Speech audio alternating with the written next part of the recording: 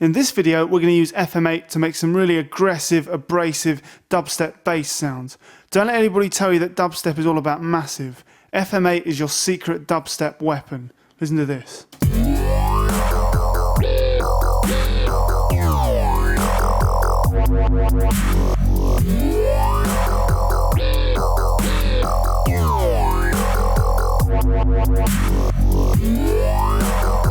So as you can see, I've got 6 instances of FM8 running in this Ableton Live song, and you might have noticed that this 6th instance is playing all the same MIDI clips as our other 5 instances, and that's because I've literally just copied and pasted all my MIDI parts onto this 6th FM8 instance, and that's because this is a sub bass.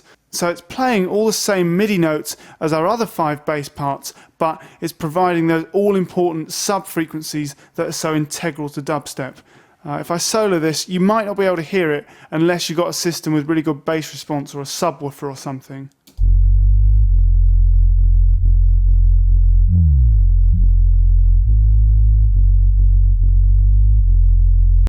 So that's our sub bass. So what about our other parts? Well, we've got this kind of aggressive, growly kind of sound. There's also a pitch bend on this.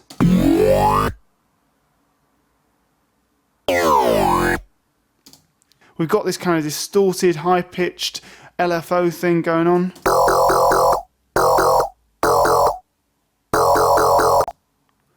We've got this kind of slightly rubbery sound here. We've got this kind of classic dubstep wobble.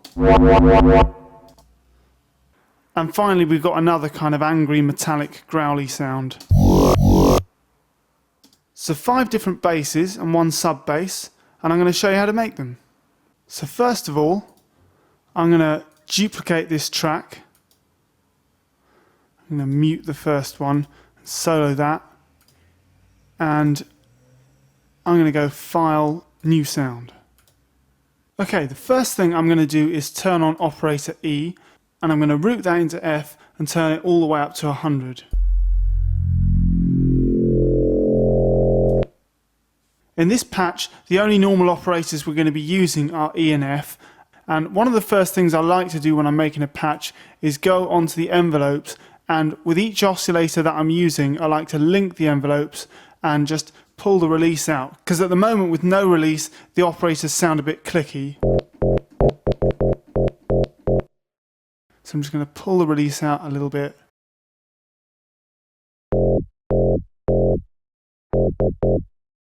And then I'm going to unlink the envelopes. Now that our envelopes are unlinked, I'm free to edit operator E's envelope without affecting that of operator F. So what I'm going to do is I'm going to pull this out here. I'm going to control and click to add another point there. I'm going to drag this out to just before 0.4. Drag this out. And I'm going to change the curve a little bit.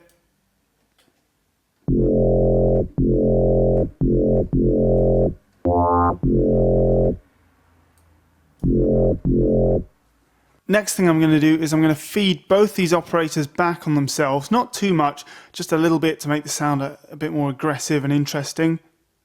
So I'm going to turn E's feedback up to about 24, 25.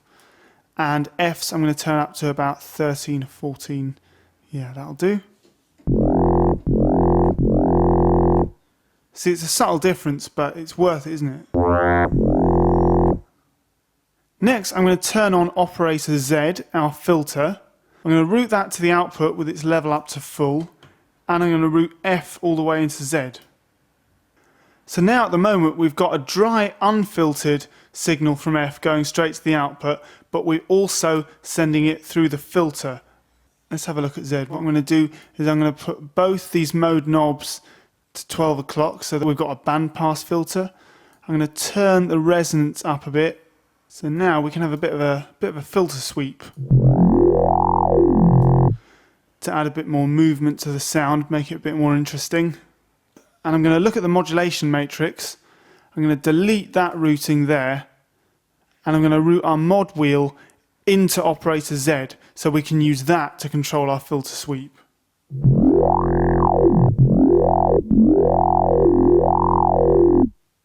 Because on the MIDI notes that I've copied across from this channel, you'll see that I've programmed some mod wheel modulation. I've also programmed some pitch bend modulation, but at the moment our pitch bend range isn't wide enough. So on the modulation matrix, I'm going to turn this up to 3 on our pitch bend up, and on pitch bend down, I'm going to turn that all the way down to -12, so it's an octave. So now we've got.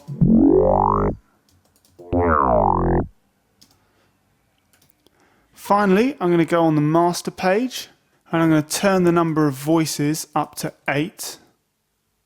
I'm going to put our polyphony settings up to 64. I'm going to turn detune up to about 30, and pan I'm going to put up about halfway up, just so there's a bit of wideness to it. And finally, now this makes a huge difference, I'm going to put our digital up to about 80.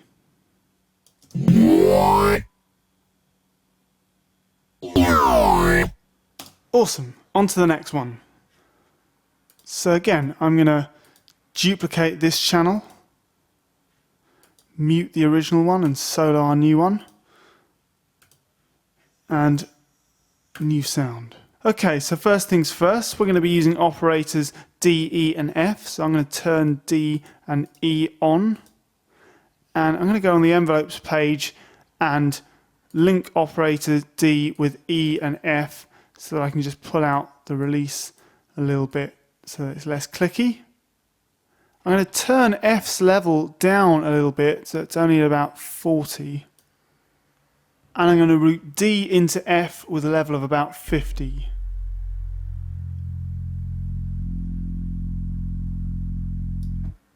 I'm going to route D into E with a level of about 100. And I'm going to route E to the output again with a level of 100. I'm going to leave them all on sine wave, but I am going to change E's ratio to 17. And I'm going to feed D back on itself to about 24.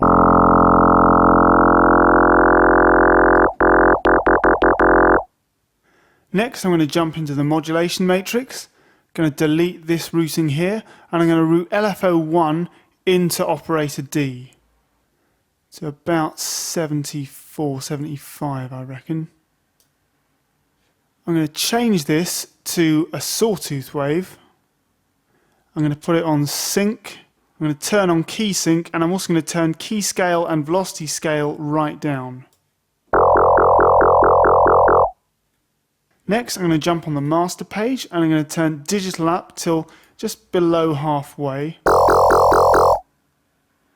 I'm going to turn analog up a little bit as well, maybe about 15. I'm going to put voices on 2 with no detune, but I'm going to put pan on about 30. And finally, I'm going to go on our effects page, and I'm going to add shelving EQ, and I'm just going to boost the high and low ends a little bit, particularly the high.